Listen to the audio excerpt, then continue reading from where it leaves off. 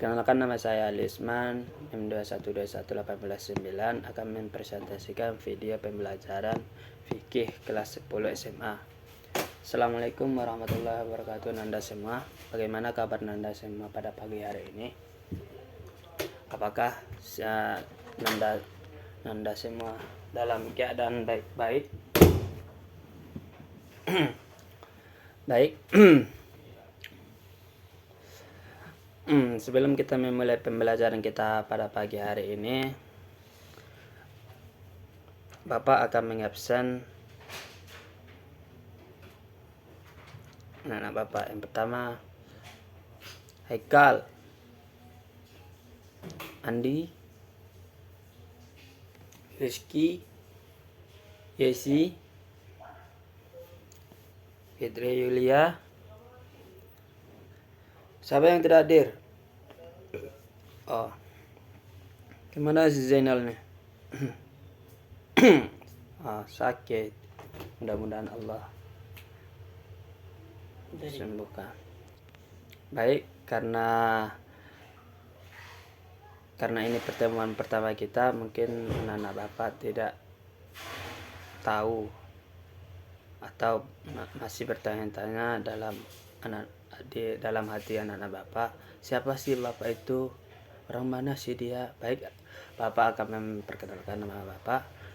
Nama Bapak Ali Usman, biasa dipanggil Ali ataupun Usman. Alamat Bapak Kinali Pasaman Barat. Baik, adapun ada yang tahu materi kita pada pagi hari ini? Oke, materi kita pada pagi hari ini yaitu konsep fikih dan ibadah dalam Islam. Jadi adapun tujuan pembelajaran kita pada pagi hari ini, yang pertama yaitu siswa dapat membedakan fikih dan ibadah dengan benar. Kedua yaitu siswa dapat menjelaskan ruang lingkup fikih dengan benar. Yang ketiga yaitu melalui pendalaman materi, siswa dapat mencontohkan fikih dengan benar. Yang keempat yaitu melalui siswa dapat menjelaskan macam-macam ibadah dan karakteristik dengan baik. Yang kelima yaitu melalui siswa dapat mempraktekkan ibadah secara baik dan benar. Baik, kita poin yang pertama yaitu konsep fikih dalam Islam. Ada yang tahu apa arti fikih? Oh, paham. Baik, fikih ini kalau dalam secara bahasa Arab itu diambil dari kata fikhun, yang berarti yaitu pemahaman yang mendalam, menghendaki pengarahan potensi akal. Jadi fikih ini adalah paham kita. Ilmu fikih ini adalah merupakan salah satu bidang keilmuan dalam syariat Islam yang secara khusus membahas tentang persoalan hukum atau aturan yang terkait dengan berbagai aspek kehidupan manusia kita, baik itu menyangkut individu kita, masyarakat, ataupun hubungan manusia dengan penciptanya. Itu adalah konsep fikih dalam Islam. Apa tadi? Fikih itu ada apa artinya tadi? Yaitu pemahaman yang mendalam.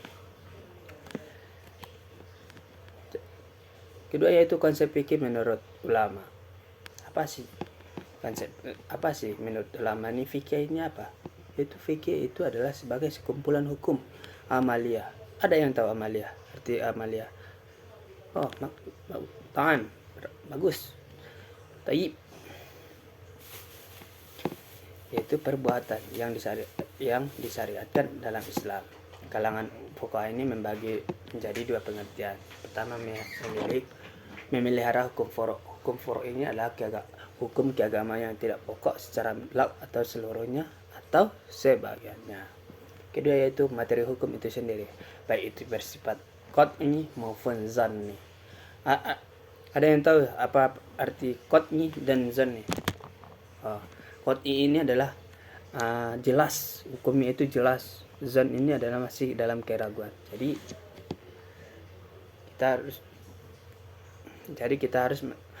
Jadi ulama fuqaha ini membagi dua pengertian tentang fikih. Selanjutnya itu ruang lingkup fikih. Adapun ruang lingkup fikih itu ada dua. Pertama, hukum yang bertalian dengan hubungan manusia dengan Khalik ataupun Allah Subhanahu wa taala. Hukum-hukum itu bertalian dengan hukum-hukum ibadah. Contohnya seperti sholat, puasa, gitu. Kedua yaitu hukum-hukum yang bertalian dengan muamalah, yaitu hukum-hukum yang mengatur hubungan manusia dengan sesamanya, baik pribadi maupun kelompok. Itu. Jadi ada dua ruang lingkup fikih. Apa yang pertama? Yaitu yang bertalian dengan hubungan manusia dengan Khaliknya, penciptanya, atau hablum minallah. Bisa disebut hablum minallah. Kedua yaitu hablum minannas, yaitu dengan bertalian dengan muamalah atau berhubungan dengan manusia. Selanjutnya kita memasuki pengertian ibadah. Ada yang tahu ibadah? Sholat, thayyib. Terus apa lagi? Zakat. Oke, thayyib. Itu adalah ibadah. Tapi kalau di dalam Al-Quran, kata ibadah ini berarti patuh, tunduk, mengikut, dan doa. Kenapa kita harus patuh? Yaitu karena Allah adalah yang menciptakan kita. Karena itulah kita harus patuh terhadap perintah yang Allah berikan, dan kita harus patuh yaitu dengan meninggalkan larangan Allah Subhanahu wa taala. Karena apa? Karena balasan ketika kita patuh kepada perintah Allah, maka Allah akan memberi kita balasan. Bagaimana dalam surah Al-Zalzalah, wa may ya'mal miskala dzarratin khairan yarah, wa may ya'mal miskala dzarratin syarran yarah. Allah akan balas walaupun sebiji zarah kebaikan seseorang itu Allah akan balas. Akan tetapi dan Allah akan membalas juga walaupun sebiji zarah keburukan seseorang itu Allah akan balas juga. Jadi segala perbuatan yang kita kerjakan Allah pasti akan ada balasannya, walaupun itu sebiji zarah, walaupun itu sekecil apapun Allah akan balas. Kalau ibadah dalam pengertian luas, yaitu adalah segala sesuatu yang dicintai dan diridhai Allah, baik itu berupa perkataan maupun perbuatan. Itu adalah pengertian ibadah secara luas, yaitu sesuatu hal yang kita lakukan yang dicintai Allah dan diridhai Allah, baik itu berupa perkataan maupun perbuatan. Misalnya kita sholat, kita melakukan sholat, Allah cinta terhadap orang-orang yang melakukan sholat. Allah ridho terhadap apa yang kita lakukan tersebut, selagi perbuatan kita tersebut itu baik dan tidak melanggar syariat agama. Adapun menurut ulama, fikih ini adalah sebuah bentuk pekerjaan yang bertujuan untuk memperoleh ridhonya Allah dan menambahkan pahala darinya di akhirat. Itu. Apa dasar ibadah dalam Islam? Dasar ibadah dalam Islam itu yang pertama dalam Quran surah Az-Zariyat. Bismillahirrahmanirrahim. Dalam Quran surah Az-Zariyat ayat 56. Bismillahirrahmanirrahim. Wa ma khalaqatul jinna wal insa illa liya'budun. Dan aku tidak akan menciptakan jin dan manusia itu melainkan supaya mereka beribadah kepadaku. Itu dasar yang pertama tentang ibadah dalam Islam. Kedua dasarnya itu dalam surah Al-Baqarah ayat 21 berbunyi, ya ayyuhan nasu ubudu rabbakum alladzi khalaqakum walladzina min qablikum la'allakum tattaqun. Apa artinya yaitu, hai manusia, sembahlah Tuhanmu yang telah menciptakanmu dan orang-orang yang sebelummu agar kamu bertakwa. Jadi Allah memerintahkan dalam surah Al-Baqarah ini untuk menyembah Tuhan yang telah menciptakan kita dan orang-orang, karena orang-orang sebelum kita dan orang-orang sebelum kita, agar kita bertakwa, agar kita takut kepada Allah Subhanahu wa taala. Macam-macam ibadah ini ada dua. Pertama, ibadah mahdah. Ibadah mahdah ini adalah ibadah yang khusus berbentuk praktik atau perbuatan yang menghubungkan antara hamba dan Allah melalui cara yang telah ditentukan atau diatur atau dicontohkan oleh Rasulullah oleh seperti contohnya kita sholat, zakat, puasa, haji, itu adalah termasuk bagian dari ibadah mahdah, karena itu adalah suatu perbuatan yang menghubungkan antara hamba dan Allah melalui cara yang telah ditentukan. Kedua itu ibadah ghairu mahdah. Ibadah ghairu mahdah ini adalah ibadah umum berbentuk hubungan sesama manusia dengan alam yang memiliki nilai ibadah. Misalnya kita menyantuni fakir miskin, mencari nafkah, hidup bernegara, tolong menolong dan lain-lain, itu adalah termasuk bagian dari ibadah ghairu mahdah. Terus adapun tujuan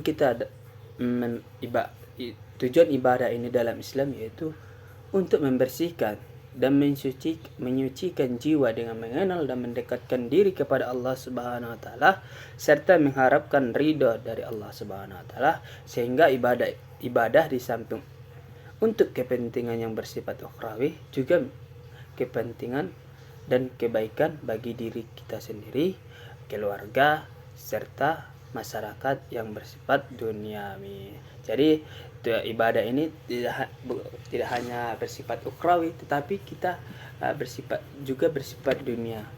Kenapa? Karena ketika kita melakukan ibadah, misalnya salat, ketika kita selesai dalam melakukan salat itu, hati kita itu akan jadi tenang. Yang awalnya kita itu pusing dalam memikirkan duniawi, setelah kita melakukan ibadah, hati kita itu akan menjadi tenang. Terus selanjutnya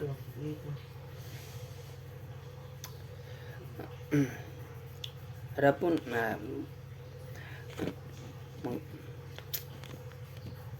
jadi kesimpulannya yaitu fikih ini adalah pemahaman yang mendalam, itu sesuatu perbuatan yang kita lakukan itu tidak menentang ajaran atau yang ditentukan oleh Allah Subhanahu wa taala ataupun Rasulnya. Dan ibadah ini adalah bisa kita artikan secara bahasa itu adalah patuh, taat dan tunduk dan doa. Jadi kita mesti selalu berbuat baik kita dalam kehidupan sehari-hari kita dan menjaga diri kita, karena dalam Al-Quran Allah telah memerintahkan ya ayyuhalladzina amanu ya qu anfusakum wa ahlikum nar, itu jaga wahai kalian manusia yang beriman, jagalah dirimu, keluargamu dari api neraka. Jadi mungkin sekian materi pembelajaran kita pada pagi hari ini. Jika ada yang belum paham tentang penyampaian materi yang Bapak sampaikan, dipersilakan untuk bertanya. Bagaimana? Apakah sudah paham? Paham. Alhamdulillahirabbil alamin. Alhamdulillahirabbil alamin. Mungkin materi pembelajaran kita pada pagi hari ini kita cukupkan, dan Bapak akan memberi tugas kepada Nanda semua, yaitu mencatat poin-poin yang Bapak sampaikan tadi dan dipresentasikan minggu depan. Mungkin Bapak demikian pembelajaran kita pada pagi hari ini. Bapak Sudahi dengan mengucapkan salam. Assalamualaikum warahmatullahi wabarakatuh. Satu.